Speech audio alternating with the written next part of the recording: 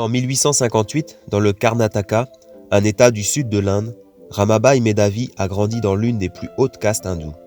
Son père lui enseigna le sanskrit, fait inédit dans un pays où les femmes n'avaient à ce moment-là pas le droit à l'éducation et étaient souvent mariées de force à l'adolescence. Alors que la famine sévissait dans la région familiale, Ramabai et son frère devinrent orphelins. La jeune fille se sentit abandonnée par les dieux hindous qu'elle avait pourtant implorés. Les deux jeunes gens parcoururent des milliers de kilomètres et s'installèrent finalement à Calcutta en 1878. Ramabai avait une connaissance exceptionnelle des textes sanskrits, ce qui étonnera les savants et lui valut les titres les plus élevés de Pandita et Sarasvati, qui signifient respectivement une personne sage et déesse de l'apprentissage de la sagesse. À l'âge de 22 ans, la jeune femme se maria à un avocat et un enseignant de profession. Tous deux avaient étudié ensemble la philosophie et les idées occidentales. Cependant, son époux mourra rapidement. En moins de 2 ans, elle se retrouva veuve et mère d'une petite fille. À la mort de son mari, Ramabai s'installa à Pune, où elle resta très active. Elle fonda l'association Araya Mahila Samaj à Bombay, puis des annexes dans d'autres villes pour l'éducation féminine et l'émancipation des femmes. Elle montra à quel point son idée de l'éducation était inclusive et combien elle était engagée pour la cause de la réforme sociale. Elle croyait en l'idée d'autosuffisance pour un réel progrès de la société. Veuve, Ramabai commençait à acquérir une certaine renommée. Elle décida alors de se rendre en Angleterre pour se former encore davantage. C'est là qu'elle rencontra des missionnaires chrétiens qui lui offrirent une Bible en sanskrit. Leur bonté ainsi que ce qu'elle découvrit dans l'Évangile ébranlèrent Ramabai et la poussèrent à s'interroger. Elle s'aperçut avec stupéfaction que le christianisme ne faisait pas mention de caste ou d'inégalité entre hommes et femmes. Ces distinctions qui l'avaient tant fait souffrir.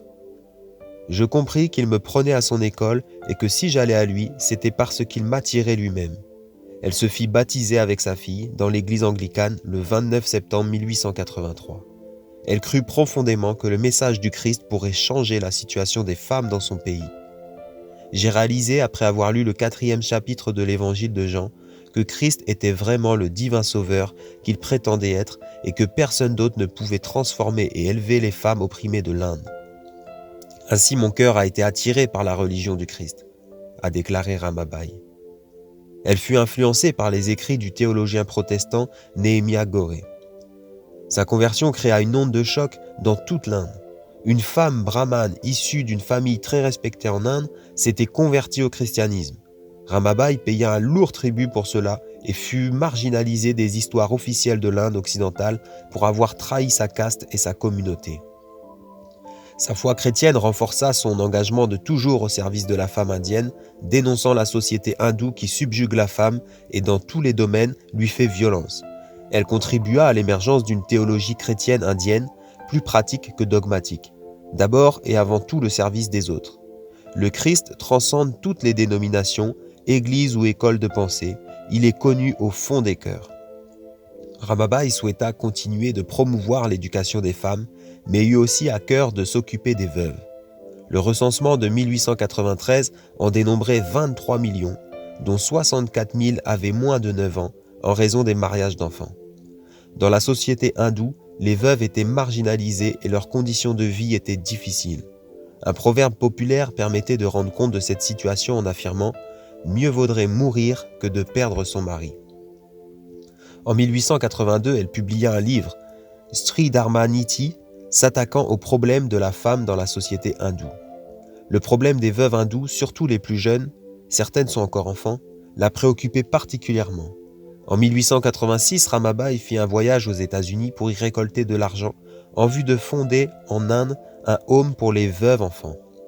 Dès son retour en Inde en 1889, elle ouvrit Sharada Sadan, ou Home for Learning, à Mumbai. Son projet était d'autonomiser les jeunes femmes veuves. Elle apprit aux femmes à lire, à écrire, à apprendre l'histoire et l'environnement, entre autres. Sharada Sadan fut la première institution en Inde à offrir des pensionnats aux femmes brahmanes, principalement des veuves, mais aussi des filles non mariées. Ce fut également la première organisation à leur offrir un enseignement scolaire et une formation professionnelle formelle et régulière. Elle assurait non seulement leur sécurité économique, mais aussi l'acceptation sociale de leurs moyens de subsistance. Elle reçut le soutien total des réformateurs sociaux en Inde, qui furent impressionnés par sa capacité à récolter des fonds dans un pays étranger et encore plus par son dévouement à la réforme sociale. En 1889, la famine frappa la ville de Pune. Tentant de la contrôler, le gouvernement imposa des restrictions à la circulation des personnes et le nombre de femmes pouvant résider à Sharada Sadan fut limité. Ne voulant pas perdre de temps, Ramabai se rendit à Kekdown, près de Pune, où elle acheta 40 hectares de terrain et mit en place la mission Mukti. Elle fournit ainsi un logement aux femmes et aux enfants qui fréquentaient l'école. Les veuves furent encouragées non seulement à être indépendantes, mais apprirent également une variété de compétences, de la menuiserie à la gestion d'une presse à imprimer, le genre de compétences que les femmes n'avaient pas le droit d'acquérir et d'apprendre à l'époque. Elle conçut également un programme de rattrapage comprenant des matières comme la physiologie et la botanique. Cela comprenait également l'apprentissage de son propre corps et du monde physique qui les entoure. Une formation industrielle, la coupure, la maçonnerie, la coupe du bois, le tissage, ainsi qu'une formation à l'agriculture et au jardinage furent enseignées. Rien ne l'irritait autant que les divisions au sein du christianisme. La foi en Jésus-Christ est beaucoup plus qu'accepter un credo et une doctrine.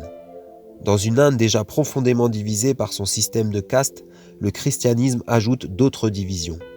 À partir de 1904, elle mit en chantier une traduction personnelle de la Bible en marathi, une langue parlée par plus de 70 millions d'Indiens. Un travail colossal. À partir de 1920, sa santé donne des signes de faiblesse.